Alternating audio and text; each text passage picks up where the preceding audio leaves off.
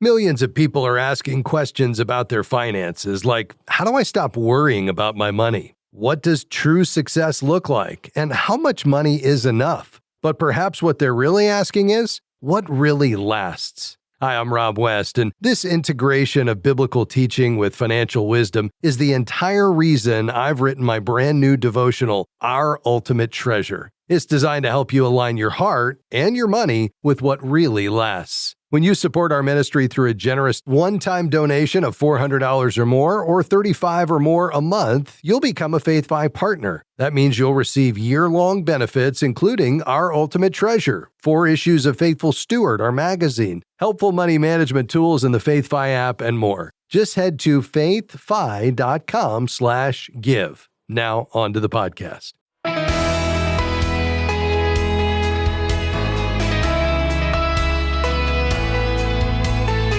Happy Thanksgiving! We hope you're enjoying the day with family and friends and thanking God for His many blessings. Hi, I'm Rob West. You know, gratitude was certainly on the minds of those at the first Thanksgiving in 1621, but who were those on hand for that celebration in Plymouth Colony some 400 years ago? Why were they there, and just what were they celebrating? We'll find out today, and then it's on to your calls at 800-525-7000. That's 800-525-7000. This is Faith and Finance, biblical wisdom for your financial journey. Most of us remember from grade school that the Plymouth Colony in present-day Massachusetts was founded in 1620 by a group we know as the Pilgrims. Also called Separatists, these settlers sought to break away entirely from the Church of England, which they felt had strayed from biblical teaching. Their journey is one of remarkable faith and courage as they pursued the freedom to worship as their conscience dictated. In contrast, the Puritans, who settled nearby in Massachusetts Bay Colony in 1630, shared some beliefs but followed a different approach. Unlike the Separatists, Puritans wanted to remain within the Church of England, hoping to reform it from within. This earned them the name non-separatists, as they wanted to purify, not abandon, the church. Although their paths differed, both groups' stories remain deeply intertwined in the early history of America. The Pilgrims faced intense persecution in England for worshiping outside the established church and holding the Bible as their final authority. In 1609, they fled to Leiden, Holland, hoping to worship freely. However, even in Holland, they encountered challenges and some were arrested and brought back to England. Realizing that their aspirations for freedom wouldn't be fully realized in Europe, they made the significant decision to sail to the New World, where they hoped to live according to their beliefs. Around 120 men, women, and children boarded the Mayflower, embarking on an uncertain voyage across the Atlantic. Not everyone was driven by faith. Some, known as adventurers, joined for financial opportunities, though such opportunities would prove difficult to come by. For the Pilgrims, the journey was primarily about worshiping freely, escaping religious oppression, and starting a new life rooted in faith. Today, Thanksgiving is often a celebration of gratitude for God's provision. For the Pilgrims, however, Thanksgiving came out of struggle and sacrifice for religious freedom, a reminder of the resilience required to secure that right. Their journey is a significant part of our heritage and something to remember as we give thanks. The voyage to the New World was challenging.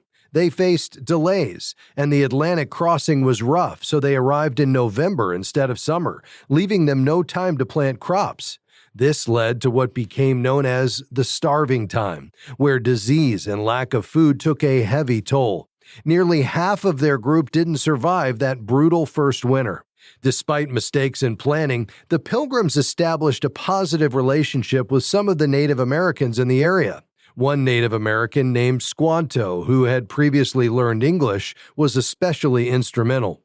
Acting as their interpreter, he taught the Pilgrims vital survival skills, like how to plant corn and where to fish, helping them learn to sustain themselves in a foreign land.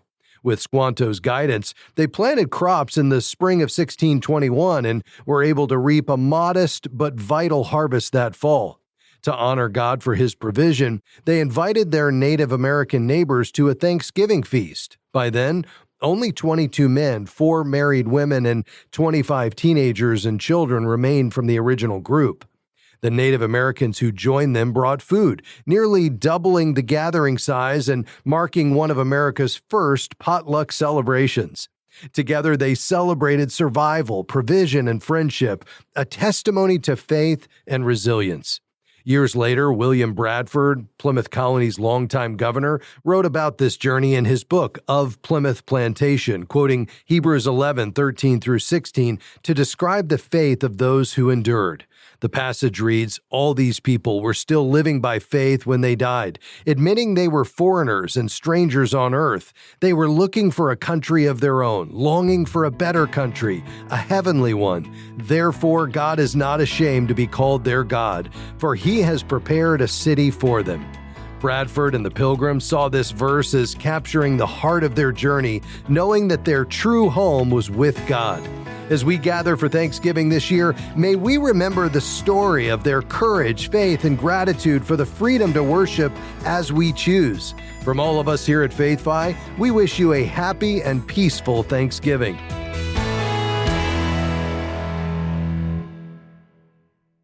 Imagine having biblical financial wisdom delivered to your inbox every week, helping you integrate your faith and financial decisions for the glory of God. At faithfi.com, you can join a community of over 70,000 people who are already receiving our weekly wisdom email, filled with articles, videos, podcasts, and exclusive offers on resources that will deepen your understanding of biblical stewardship. Start your journey today by creating your FaithFi account at faithfi.com. Just click Sign Up. Are you looking to maximize your charitable impact this season? The National Christian Foundation has a smart solution. It's called a giving fund, and it helps you give more strategically, grow your balance tax-free, and amplify your charitable impact. If you want a donor-advised fund that aligns with your values, open a giving fund today and start making a bigger difference for the causes you love. Learn how at faithfi.com/NCF.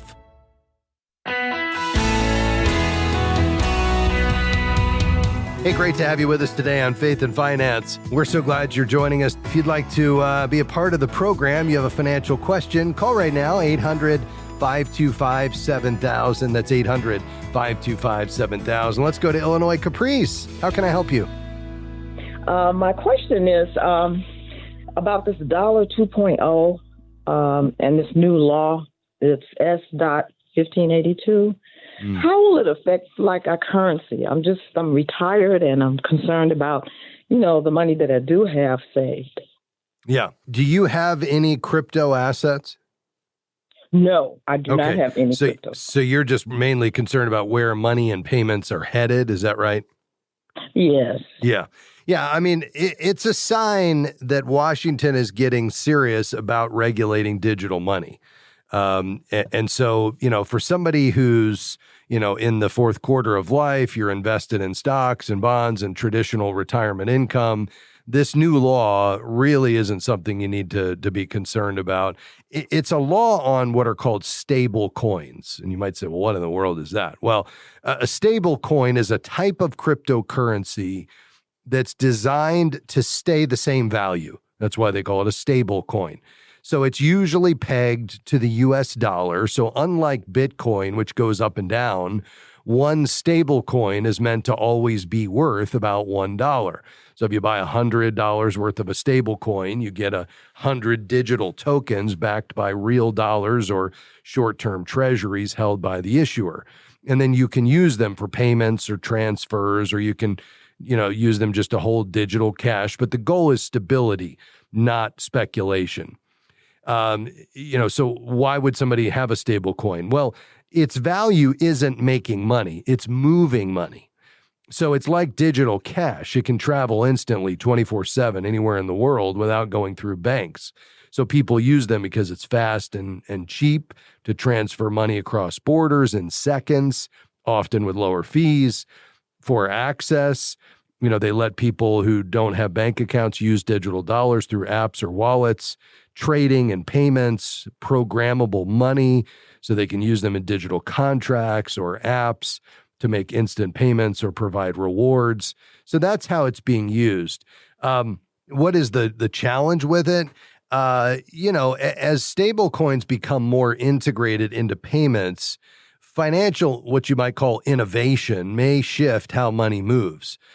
Again, faster payments, digital wallets, and that's eventually going to affect how people transact or hold funds. And then indirectly, greater regulation of digital assets might increase trust in certain crypto systems, which could benefit investors in that space. But I think the big idea here is that the Trump administration has been very clear that they do not want, even though they're pro-crypto, and that's why you're seeing some of these regulations, including this one you just referenced on the Stablecoins Act, they have been very clear they don't want, and I think for good reason, a central bank digital currency.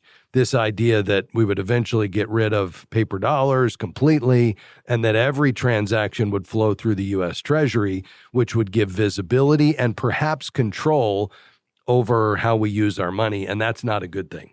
And President Trump has been very clear on that. So I don't think this is necessarily a stepping stone in that direction, at least based on, the perspective of current lawmakers. Does that make sense?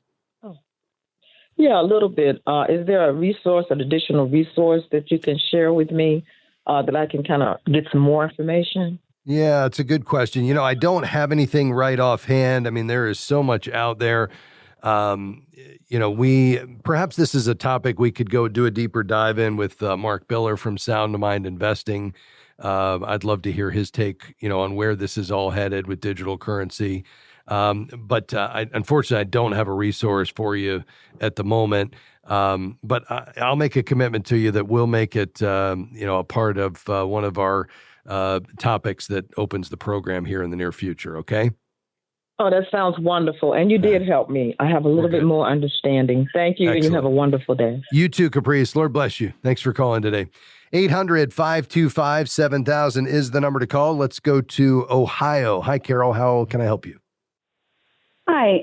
My dad passed away recently, and he left me and my siblings some money in an IRA, and we are being told that we need to get an inheritance IRA to transfer that money to. And I just wanted to hear if you would explain what an inheritance IRA is, and if that's our only option or the best option.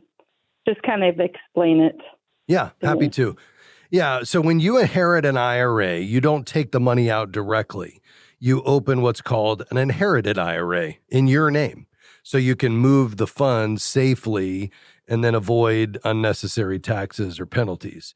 So basically, an inherited IRA, or sometimes it's called a beneficiary IRA, it's a special account that receives the money from the original owner's IRA after they pass. And then the funds stay tax deferred, which means you don't owe money taxes on them right away, which is important. And you're required to open this new account in your own name. So it might be Jane Smith, I'm just making this up, beneficiary of John Smith's IRA. And so, that allows, especially when there's multiple beneficiaries like you're describing here with the siblings, that allows everybody to have their own inherited IRA that's in their name with the portion of the account that was left to them.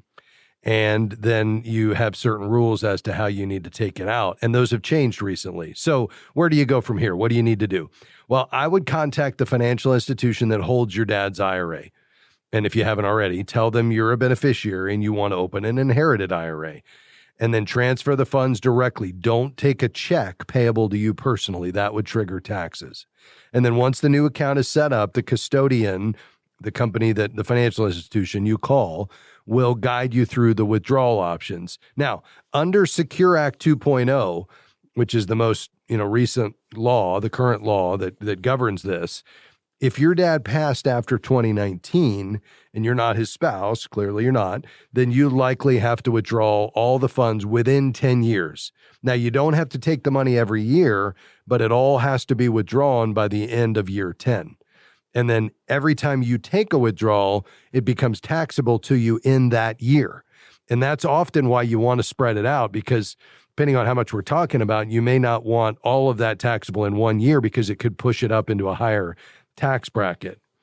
So that's basically kind of how it all works. Is that helpful, though? Yes. Does it cost anything to set one up? No, it shouldn't. Who is his custodian? Do you know where the IRA is? He may have it in Edward Jones. Okay. Yeah, great. Edward Jones is a great broker dealer.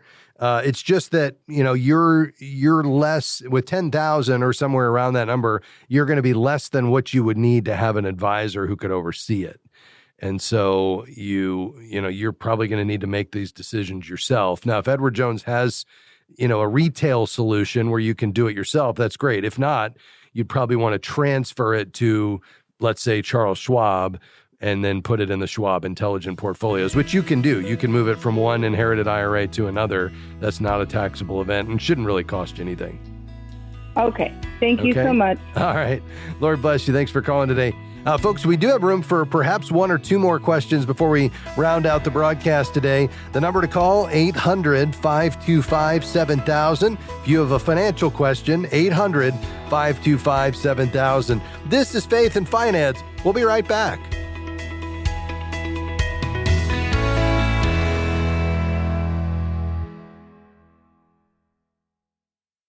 What does your money say about what you truly treasure?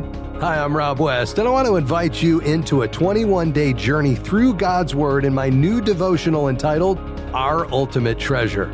It'll help you align your heart and your money with what really lasts.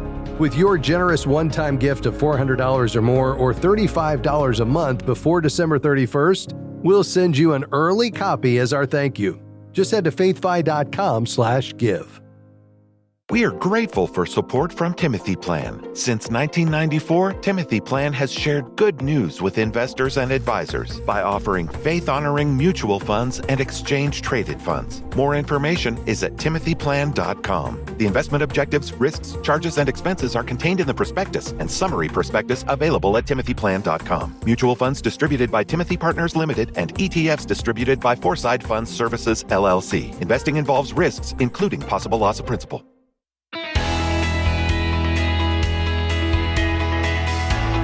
Thanks for joining us today on Faith and Finance. Hey, some really exciting news here at FaithFi. Some of our friends, some supporters of the ministry that love what we do here at FaithFi to help Christians see God as their ultimate treasure, to manage and steward God's money God's way, have come alongside us here at year end. They know this is a critical time of year as we press toward December the 31st, and they have offered to double every gift given between now and December 31st up to $175,000.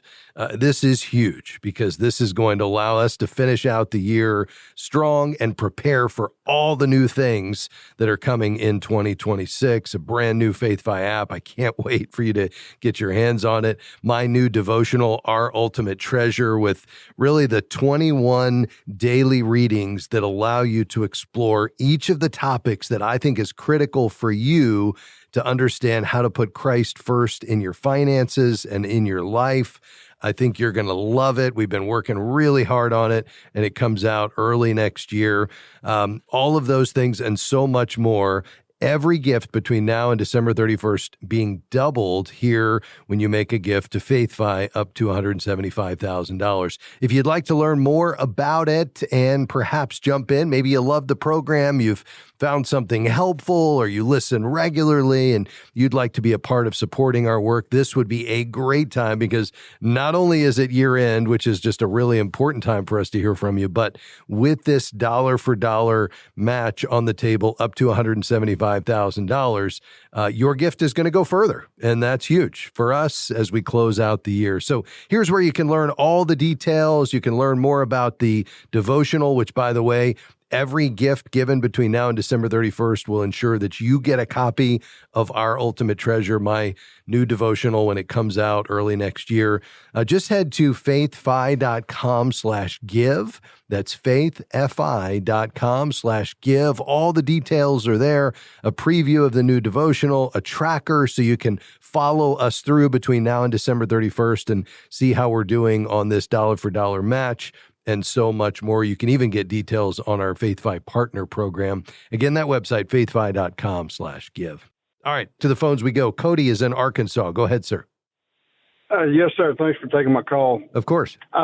So my question is, I own a construction company, and I'm wondering if I am the organizer of a nonprofit organization, can I pay myself a salary from that organization, and can I hire my construction company to do work for the nonprofit? Yes to both, with some caveats, and I'll walk you through those. Let me just ask those. So this is a 501c3 not-for-profit organization, correct? Correct. Okay, and you have a board of directors and that meets regularly? Nothing is in place yet. This is a hypothetical. Okay, yeah. So you would need to put all of those pieces in place. Is in place. Okay. Yeah, but once the nonprofit is officially, receives its not-for-profit status from the IRS, which can take some time, and and having somebody that understands how to do that walk you through that process, and then you have your bylaws and you have your board of directors in place that's meeting regularly with minutes and all the things that you need to do to have a legitimate not-for-profit. Then let's get to your two questions. Yes, the nonprofit can pay you a salary that's completely appropriate if you're doing legitimate work for the organization. The key is that the compensation has to be reasonable and commensurate with the work performed. It can't be excessive. It can't be tied to profits. It's got to be reasonable, and you got to be able to justify it before the IRS. Now, secondly, if you own a for-profit business and the nonprofit wants to hire your company, that can be allowed too, but it does raise conflict of interest questions. So the nonprofit's board, the board of directors that you'll have to put in place, a part of, with the bylaws and a process to replace the board of directors over time and, all the things that come with that. The board of directors would need to make sure that the arrangement, the hiring of your for-profit, is in the nonprofit's best interest, that the terms are fair and competitive, and really, you're going to want to make sure you have other bids or market rates that are documented in the meeting minutes so you can say, we looked at other companies, or we at least compared the bid of this for-profit that we hired to market rates to determine that it is fair and in line. And you personally can't be a part of that board decision to approve your own company's contract. So even if you're on the board, you would need to recuse yourself from that decision. So yes, it's legal, but it's got to be handled transparently. It's got to be documented properly, because you don't want any appearance of self-dealing here. Does that make sense? Yes, sir. Yes, sir. Thank you very much. Okay, you're welcome. This is, it sounds like a lot, but it's important to do this right. And that's why I think, I'd find a CPA or an attorney who specializes in not-for-profits. If you haven't gone through the process of putting all the paperwork in place to get the IRS to approve it as the 501c3, they can help you with that.